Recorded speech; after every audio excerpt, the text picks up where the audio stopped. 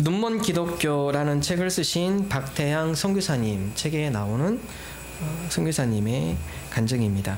선교사님께서 아프리카 수단에서 선교를 하셨습니다. 덥고 목이 갈증이 나서 한 마트에 들어갔습니다. 그리고 콜라를 먹고 싶어서 냉장고에서 콜라를 뺐습니다. 콜라를 따려고 뚜껑을 딱 보니까 겉에 콜라, 병의 모양은 콜라인데 뚜껑은 세븐업이에요. 참 이상하다. 그 가게 주인한테 물어봤습니다. 저는 콜라를 먹고 싶은데 뚜껑이 세븐업이네요. 이게 콜라입니까? 세븐업입니까? 주인이 걱정하지 말고 드시라고, 콜라니까 드시면 됩니다. 그래서 세븐업 뚜껑을 열고 보니까 내용물을 보니까 내용물은 또 노란색이에요. 이상하다. 콜라는 검정색인데 왜 노란색이지? 다시 한번 물었습니다. 이거 콜라 맞습니까? 근데 주인이 얘기합니다. 우리 나라는 워낙 가난해서 재활용을 하기 때문에 뚜껑 뭐 이런 거 의심하지 않고 색깔 의심하지 말고 드십시오. 그래서 먹어보니까 이거 환타입니다. 환타. 콜라가 아니라 환타였습니다. 너무나 황당하고 기분이 나쁘고, 그래서 주인에게 따졌습니다. 아니, 저는 콜라를 사려고 콜라를 잡았는데 뚜껑은 세븐업에 내용은 노란 거, 근데 분명히 얘기하지 않았습니까? 그러니까 주인이 다음같이 얘기합니다. 우리나라는 내용물과 상관없이 병 모양이 콜라면 그냥 콜라라고 합니다. 그냥 드십시오. 우리는 그걸 콜라라고 합니다. 너무나 화가 나고 또 문화가 그러다 보니까 기분이 상한 가운데 가게를 나왔습니다. 근데 가게를 나오니까 그런 생각이 듭니다. 어떻게 저럴 수가 있을까? 그런데 한편으로 마음은 생각에는 너도 마찬가지잖아. 네가 그렇잖아. 겉모양은 선교사인데 네 마음속에는 온갖 노란 것들로 탐욕으로 가득 차 있지 않니? 네가 이 땅에 선교하러 왔다고 하지만은 선교보다는 너의 유익과 너의 개인의 모습을 먼저 추구하며 살아가고 있진 않니? 저들을 욕할 것이 아니라 네 자신이 그래. 그런 하나님의 마음이 느껴지기 시작했습니다. 그리고 그분은 다음과 같은 이야기를 합니다. 요즘 들어 교회를 보면, 그리고 교인들을 보면 타이틀은 교회인데 실제 내용물들은 인본주의 예배, 세속적인 관심, 문화, 세속적 교제가 점점 늘어가고 있는 현대의 교회와 교인들의 모습. 이런 추세는 현대 교회의 위기를 점점 더 증폭시킬 것입니다. 이분의 나름대로 신앙 간증의 고백입니다. 오늘 말씀, 예수님께서 두 가지를 책망합니다. 첫 번째는 열매 없는 신앙의 모습. 열매 없는 신앙의 모습에 대해서 예수님께서 간과하지 않으십니다. 무화과 나무 비유를 통해 열매 없는 신앙인에 대해서 예수님께서 따끔하게 책망하십니다. 거기에 멈추지 않고 또 다른 책망이 있는데, 그것은 세속화되어 가고 있는 교회의 모습. 하나님을 만나야 하고 그 가운데 하나님의 임재가 있어야 할 그 교회 가운데 하나님의 임재는 점점 사라져 가고 있고, 인간의 문화와 그 가운데 인간의 교제만 풍성해 가며 어떤 하나님의 은혜도 임하지 않는 점점 더 세속화되어 가고 있는 교회. 이 두 가지에서 주님께서 책망을 하십니다. 오늘 이 두 가지의 말씀 여러분과 함께 나누도록 하겠습니다. 첫 번째, 하나님께서 무화과 나무, 잎만 무성한 무화과 나무를 책망을 하십니다. 예수님께서 베다니에서 나오셔서 길을 가고 있으셨는데 이른 아침, 아마 새벽 6시 아마 그 정도 되었을 것 같아요. 이른 아침 예수님께서 길을 떠나십니다. 길가에 보니까 아침을 드시지 못한 예수님 시장하셨습니다. 멀리 보니까 무화과 잎이 보여요. 무화과 나무가 보입니다. 무화과 열매 여러분 드셔보셨나요? 여러분, 그 무화과 열매가 몇 개만 먹어도 든든한 한 끼 식사를 대용할 수 있습니다. 예수님께서 기대를 가지고 잎이 무성한 무화과 나무에 가까이 가서 열매를 찾기 시작합니다. 무화과 열매 잘 보이지 않습니다. 잘 찾으셔야 돼요. 잎이 무성하기 때문에, 잘 숨어있기 때문에 잘 보이지 않죠. 아무리 찾아도 그 무화과 나무에 열매가 없습니다. 예수님께서 실망을 하십니다. 그리고 다음 같은 이야기를 합니다. 마가복음 11장 13절 말씀 우리 함께 한 목소리로 읽겠습니다. 멀리서 잎사귀에 있는 한 무화과 나무를 보시고 혹 그 나무에 무엇이 있을까 하여 가셨더니 가서 보신즉 잎사귀 외에 아무것도 없더라. 이는 무화과의 때가 아님이라. 무화과 열매를 기대하고 가셨지만 아무것도 없습니다. 잎사귀는 풍성해요. 14절에 말씀에 보면 예수님께서 그 무화과 나무를 저주하십니다. 다시는 네가 열매를 맺지 못할 것이다. 오늘 이 말씀, 잎이 무성하지만 그러나 열매가 없는 무화과의 나무. 어떤 분은 이것 때문에 시험 들 수도 있습니다. 후반절에 보니까 무화과의 때가 아님이라. 예수님 너무하셨네요. 무화과 열릴 때가 아닌데 왜 거기에서 무화과 열매를 찾습니까, 예수님? 이거 해도 너무하신 거 아닙니까? 이것 때문에 교회 안 다니신 분 있어요. 어떻게 이럴 수가 있습니까? 철학자 러셀이 그렇습니다. 러셀이 이것 때문에 내가 교회에 기독교를 다니지 않는 이유, 이 성경 구절을 근거를 댑니다. 무화과의 때가 아님에도 불구하고 그 이상을 요구하시는 예수님의 요구에 대해서 나는 합당하다고 생각하지 않습니다. 근데 여러분, 팔레스타인의 무화과 나무를 좀 우리가 알 필요가 있습니다. 보통 무화과가 열리는 나무 열매가 열리는 시기가 7월에서 8월입니다. 일반적으로 무화과가 그때 열매를 맺습니다. 그러나 이른 무화과가 있습니다. 조금 일찍 열리는 무화과의 나무, 보통 4월에서 5월에 열립니다. 많은 무화과 나무가 일반적으로 7월에서 8월에 열매를 맺지만 그 중에 독특한 나무, 다른 여러 나무들도 마찬가지죠. 좀 열매를 일찍 여는 나무들이 있는 것이죠. 이런 무화과 나무가 보통 4월에서 5월에 열리게 되어 있습니다. 근데 무화과의 특징 중에 하나는 잎이 무성하다, 잎이 그 가운데 풍성하다, 그러면은 열매를 맺게 되어 있습니다. 무화과의 특징입니다. 잎이 무성하다는 것은 그만큼 열매 맺을 조건과 환경이 다 되어졌다라는 것입니다. 그래서 예수님께서 길을 가시다가 한 무화과 나무입니다. 여러 무화과 나무 있는데 그 중에서 특별히 눈에 띈 거, 다른 나무들은 이제 잎이 나오기 시작하고 작은 잎사귀지만 그 중에 한 무화과 나무 보니까 잎이 벌써 무성해졌습니다. 풍성하게 됐습니다. 그 이야기는 이미 그 무화과 나무가 열매를 가져야 함을 예수님께서 아시고 열매를 기대하며 그 무화과 나무에 다가가셨다라는 것입니다. 열매가 없는 그 무화과 나무를 예수님께서 책망하십니다.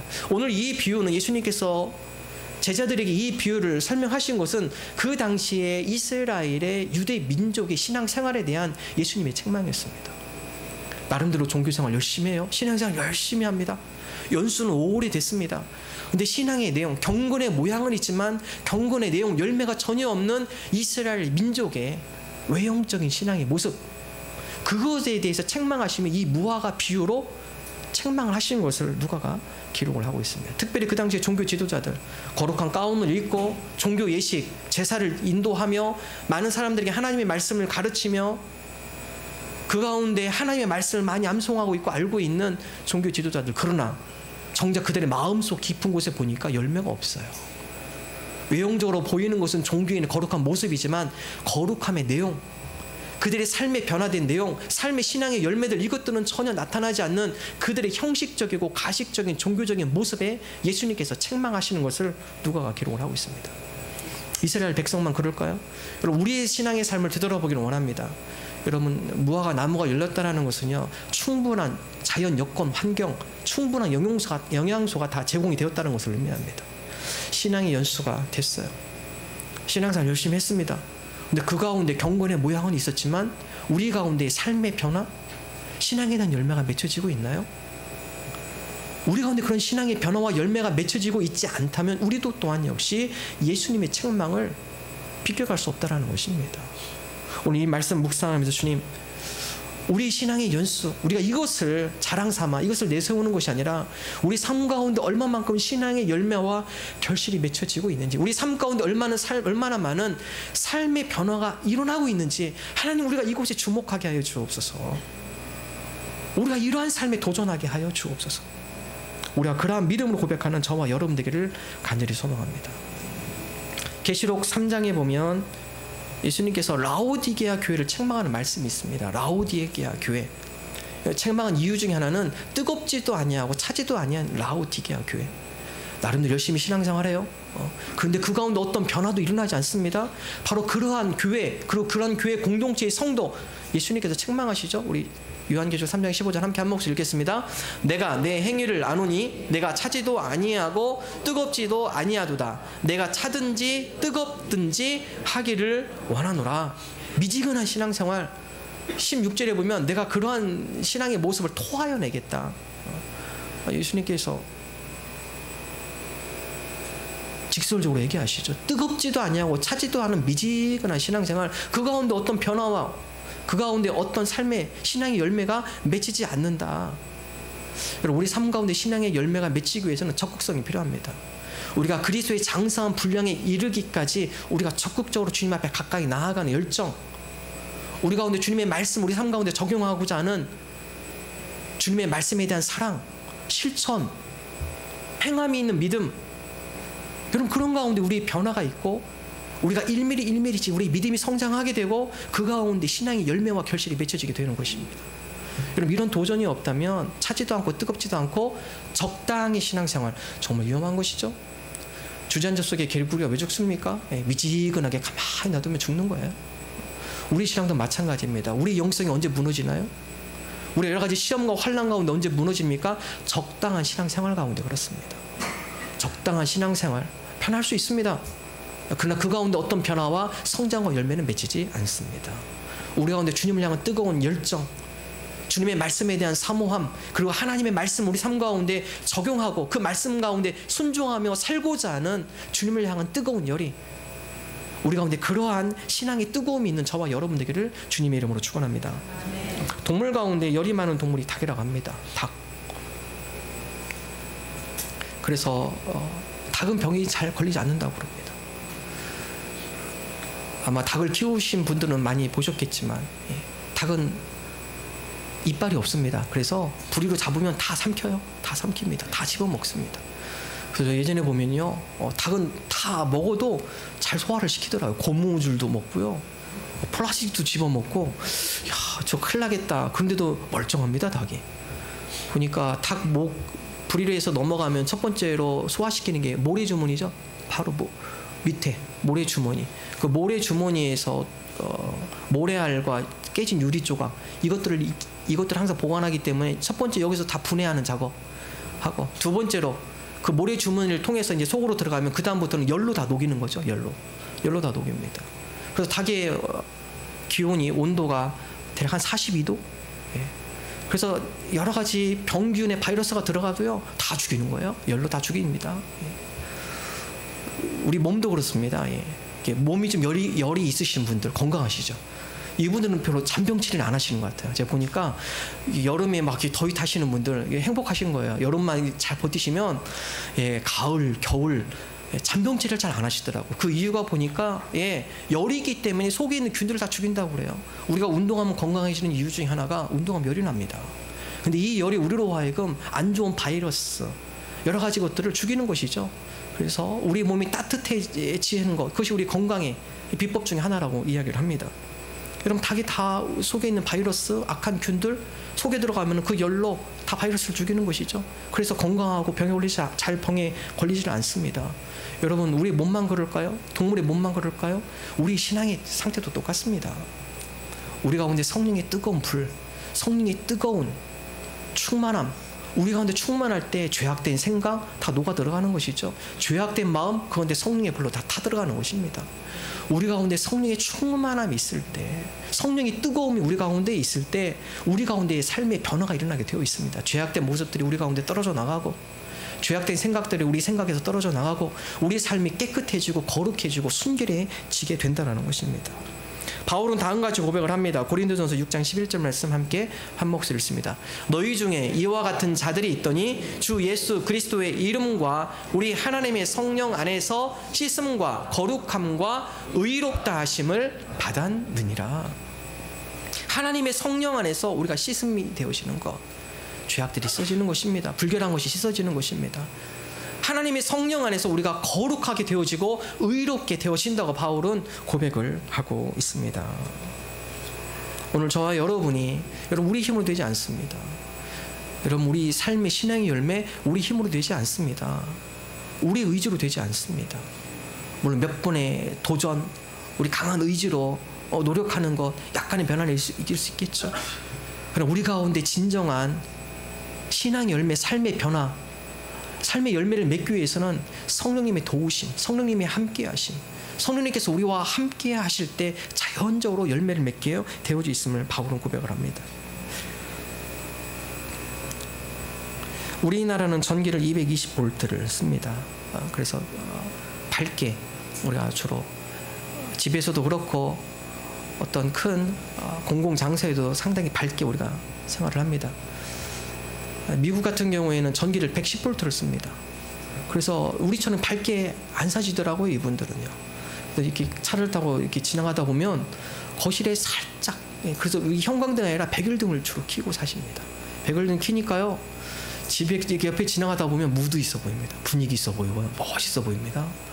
예. 한번 초청받아서 그 안에 들어가 보니까 불을 많이 안 켜더라고요. 이분들의 사고가 좀 절약 정신이 있으신 것인지 거실에도 간접 조명, 우리처럼 직접 하는 곳이 아니라 천장을 싸서 그 간접 조명으로 은은하게 거실을 비추는. 그러니까요, 집에 가보면 다 멋있어 보여요. 예, 잘 안 보이니까 멋있어 보입니다. 예, 분위기 있어 보이고요. 근데 불을 조금 밝게 올리고 밝게 드러나면요, 아유, 우리보다 더 더러워요. 예, 그분들 보면 이 카페트에 머리카락 뭉탱이들, 예, 이게 불빛이 확 비춰보니까 얼마나 지저분하든지. 예, 벽에 있는 낙서들, 예, 우리는 화나니까 잘 닦고 보이니까 잘 지우고 하시죠. 그분들은 안 보이니까, 예, 그렇게 사시니까 그냥 사시더라고. 보니까 얼마나 지저분하고 낙서가 많고 밑에 굴러다니는 게 너무 많고 지저분한 게 너무 많고 어두울 땐 잘 안 보입니다. 우아해 보였습니다. 멋있어 보였어요.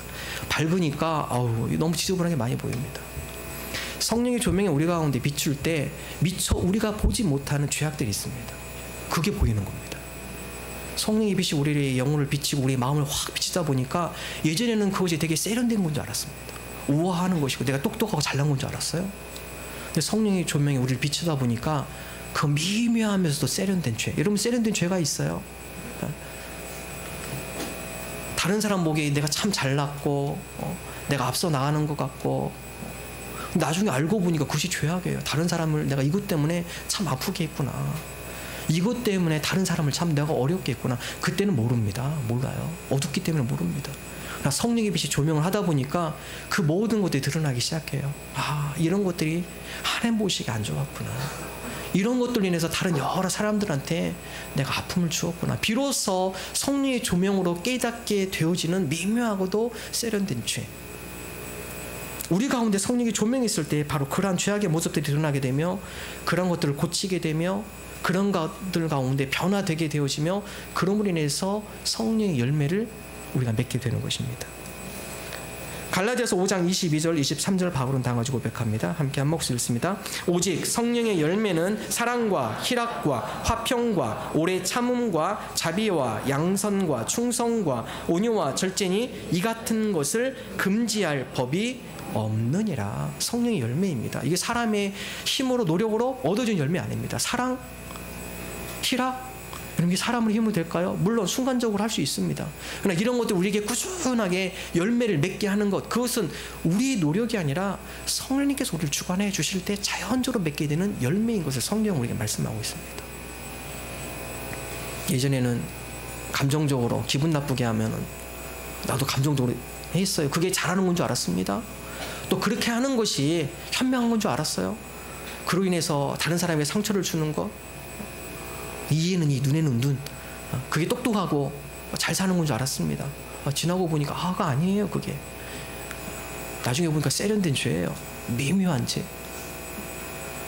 성령의 열매가 맺힐 때 그 가운데 용서가 있고 기다려주는 게 있고 오래 참음이 있고 자비가 있고 온유할 줄 알고 절제할 줄 알고, 사람의 힘으로 되는 것이 아니라 성령님께서 우리 가운데 함께 해주실 때, 하나님의 거룩한 영이 우리를 다스려 주실 때, 우리 마음을 비추어 주실 때 자동적으로 우리 가운데 변화되어지는 우리 삶의 열매들, 신앙의 열매들. 오늘 저와 여러분이 성령의 충만함으로 말미암아 우리 가운데 이런 아름다운 성령의 열매들, 신앙의 열매들, 그 가운데 변화의 열매를 맺어 나가는 저와 여러분 되시기를 주님의 이름으로 축원합니다. 두 번째, 오늘 주님께서 책망하시는 것, 교회의 세속화입니다. 예수님께서 무화과 나무를 책망하시고 그리고 예루살렘으로 향해서 들어가십니다. 예루살렘으로 들어가서 예루살렘 성전에 들어가십니다. 그리고 예수님께서 기대를 하셨습니다. 여러분, 예루살렘 성전, 그것은 이스라엘의 심장부이죠. 가장 거룩한 곳, 모든 이스라엘 백성이 그곳에 앞에 엄숙하게 하나님을 만나는 곳. 예수님께서 그런 기대를 가지고 성전에 들어가셨어요. 깜짝 놀라십니다. 가보니까 그런 기대는 이미 멀리 떠나갔고, 와보니까 이건 시장 바닥이에요. 하나님을 경외하고 하나님을 두려워야 할 그 거룩한 예루살렘 성전이 완전히 시장바닥으로 바뀌었습니다. 하나님을 경외하는 마음이 전혀 없어요. 하나님을 두려워하는 마음이 전혀 없습니다. 하나님을 예배하고자 하는 경건한 마음이 그들 가운데 전혀 없습니다. 그것에 대한 예수님의 책망, 예수님께서 그 가운데 상인들의 여러 물건들을 다 뒤엎으시면서 정리를 하시죠. 오늘 여러분 예배 자리에 나오시면서 어떤 마음으로 가져오셨습니까? 세상의 근심 염려 내려놓으십시오. 가정의 여러 가지 계획, 여러 가지 문제거리들 다 내려놓으십시오. 오늘 주님께서 여러분을 만나기를 원하십니다. 신령과 진정으로 우리의 모든 근심 걱정 다 내려놓고 우리가 마음을 다해 주님을 예배하는 그 예배자, 오늘 주님께서 그 예배자를 원하시고 그 예배자에게 은혜를 주기를 원하십니다. 우리가 그러한 모습으로 주님 앞에 나가는 저와 여러분들을 간절히 소망합니다. 그러지 못한 예루살렘 성전, 여러분 그 예루살렘 성전은 지금 우리 시대로 교회로 표현할 수 있습니다. 하나님을 예배하는 곳. 예수님께서 그것을 정리하시면서 다음과 같은 이야기를 하십니다. 마가복음 11장 17절의 말씀 다 같이 함께 한 목소리를 읽습니다. 이에 가르쳐 이르시되 기록된 바 내 집은 만민이 기도하는 집이라 칭함을 받으리라고 하지 아니하였느냐.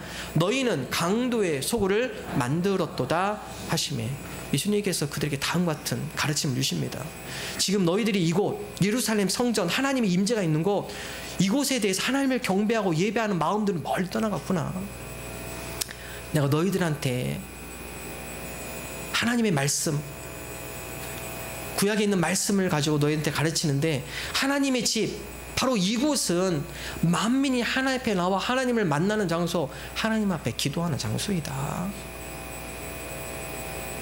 여러분, 세상이 교회를 걱정하고 있습니다. 예전에는 교회가 세상을 걱정했죠. 요즘 거꾸로 돼가지고 세상이 교회를 걱정하는 시대가 되어 있습니다. 왜 그렇습니까? 교회가 세속화되고 있기 때문에 그렇습니다. 하나님의 말씀이 선포되어져야 하고 그 가운데 변화되어져야 하고 회복되어져야 할 교회가 그런 곳에 관심이 없고 엉뚱한 곳에 관심이 가 있어요. 그것에 대한 하나님의 책망. 예수님께서 교회의 가장 우선순위 되어야 할 것을 간략하게 정의하셨습니다. 내 집은 만민이 기도하는 곳이다. 하나님을 만나고 그 가운데 하나님의 고백에 올려드려져야 할 교회, 예배 처소. 교회에서 이것이 상실이 되면은 교회의 삶을 감당하지 못하는 것입니다. 교회가 어떤 곳인가요? 지친 영혼들, 아파하는 영혼들, 슬픈 영혼들, 죄악된 영혼들, 상한 영혼들. 여러분, 그 영혼들이 이곳에 와서 하나님을 만나고 변화되어지는 곳, 하나님의 임재가 있는 곳, 그 가운데 하나님의 능력으로 그 삶 가운데 회복되어지고 치유되어지고 새로운 피조물로 변화되어지는 곳, 여러분, 이것이 교회입니다. 만약 교회에 이런 일이 우리 가운데 일어나지 않는다면 그럼 세상의 모임과 다를 바가 무엇이 있을까요? 교회는 반드시 하나님의 은혜의 역사가 일어나야 합니다. 이것이 바로 교회의 사명입니다. 예루살렘 성전 가운데 그러한 모습은 사라지고 온갖 탐욕과 경제적인 이익을 착취하고자 하는 종교 지도자들, 그리고 많은 상인들, 그건데 하나님에 대한 거룩함은 사라져가고 탐욕으로 가득 차져가고 있는 세속화된 예루살렘 성전, 예수님께서 그 성전을 책망하셨습니다. 오늘 이 말씀을 묵상하면서 주님, 이 교회 공동체가, 또 한국에 있는 교회 공동체가 교회의 사명을 잘 감당하는 교회들이 되게 해 주옵소서. 그곳 안에 많은 영혼들이 치유되게 하시고 회복되게 하시고 변화되게 하시고 많은 죄인들이 하나님의 새로운 피조물로 변화되어지는, 사람이 변화되어지는 놀라운 역사, 하나님의 말씀이 선포되어지고 그 가운데 믿음의 고백으로 주님 앞에 나아가는 역사가 일어나는 교회 공동체들이 되게 하여 주옵소서. 여러분, 우리 교회뿐만 아니라 세종시에 있는 교회들, 여러분, 그런 교회들이 이런 사명을 감당할 때 이 도시가 거룩하게 되는 것입니다. 세종시에 있는 많은 시민들이 잘 되는 것이에요. 하나님의 신령한, 형통한 하늘의 신령한 복을 누리게 되는 것입니다. 감사한 것은 우리 교회에 오늘 예수님 말씀처럼 기도하는 기도의 향기가 많이 올려지고 있습니다. 예배 시간을 통하여서, 특별히 우리 중보기도 팀을 통하여서 일주일 동안 이곳에서 많은 기도의 향기가 하나님 앞에 올려지고 있습니다. 그 기도의 향기가 어떤 향기인가요? 나라와 민족을 위한 기도의 향기, 세종 시민을 위한 기도의 향기, 특별히 여러분이 여러 가지 삶의, 개인의, 가정의, 직장의 문제를 가지고 중보기도카드를 낸 중보기도를 가지고 하나님 앞에 올려드리는 중보기도의 향기, 여러분, 이런 기도의 향기들이 우리 교회에서 많이 올라간 것 너무나 감사한 일이에요. 우리가 교회의 사명을 잘 감당하고 있는 것입니다. 한 표를 보실까요? 이 월요일부터 주일까지입니다. 아직 빈칸이 좀 있습니다. 저는 이 빈칸도 많이 채워줬으면 좋겠습니다. 새벽에 와서 기도하시는 분들, 월요일부터 교인의 중보 기도를 가지고 특별히 교회와 이 세종시 나라와 민족을 함께 기도하며 교인들의 여러 가지 기도 제목을 가지고 하나님 앞에 기도하는 기도의 시간들입니다. 월요일도 많이 채워져 있고요. 화요일도 많이 채워져 있고 Q2 시간도 있고요. 수요일은 어머니 기도회, 수요 저녁 기도회, 목요일 오후에는 아름처 선생님들 함께 모여서 교사 기도회, 금요일에 금요 성경 통도, 주일에 예배 기도회, 그 여러 기도들이 하나님 앞에 올려지고 있습니다. 건강한 교회인 것이죠. 저는 많은 분들이 이 교회를 통하여서 여러분의 기도의 영성이 회복되어지고 그 가운데 하나님의 교제로 말미암아 우리가 하나님 앞에 올려드리는 기도, 이 하나님의 올려드리는 이 기도가 우리 삶 가운데 어떻게 응답되어지고 하나님께서 어떻게 역사하시는지 살아계신 그 하나님을 만나는 아름다운 장소, 우리 교회가 그런 교회로 쓰임받는 아름다운 공동체 되기를 주님의 이름으로 축원합니다. 빈센트 반 고흐가 인상파 화가이죠. 그림 중에 별이 빛나는 밤이라는 그림이 있습니다. 이 그림을 보면 빈센트 반 고흐는 보이는 세계 너머에 있는 본질적이고 영원한 가치를 화폭에 담아내고자 노력하는 화가입니다. 제 미술은 잘 모릅니다. 잘 모르는데 이 미술 작품에 대한 설명을 보니까 너무나 좋아요. 설명이. 반 고흐가 그린 모습, 별과 달을 실제와는 달리 격렬한 소용돌이로 그렸습니다. 또 그 앞에 활활 타오르는 불길의 모습, 삼나무를 마치 활활 피어오르는 불꽃으로 묘사했습니다. 이것은 눈으로 관찰한 자연 그대의 모습이라기보다는 눈으로 관찰할 수 없는 자연의 힘을 드러낸 것이라 할 수 있습니다. 더욱이 이 작품에서는 격동하는 자연과 고요한 교회의 조화를 통해 시시각각 변화하는 자연의 힘 속에서 진정한 평화를 원하는 인간의 소망을 드러내고 있습니다. 여러분, 교회 보이시나요?